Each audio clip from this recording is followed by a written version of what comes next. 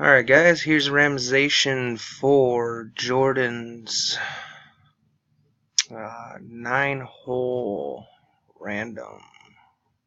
There's a tie for third place. Let's see, who was it?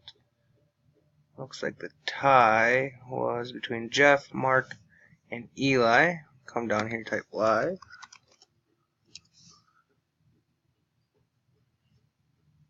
We got 10:57. Actually, I'll go down here and type live. Alright, 10:57, 10:57. Go 9 holes.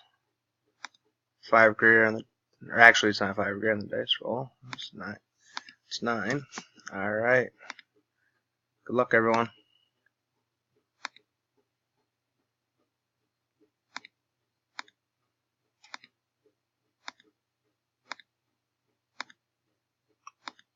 And the final hole. There you go, guys. Go back here, type in done.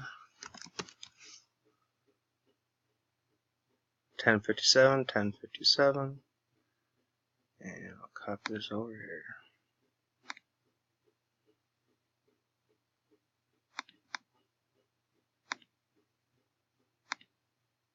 Alright, good luck to whoever won.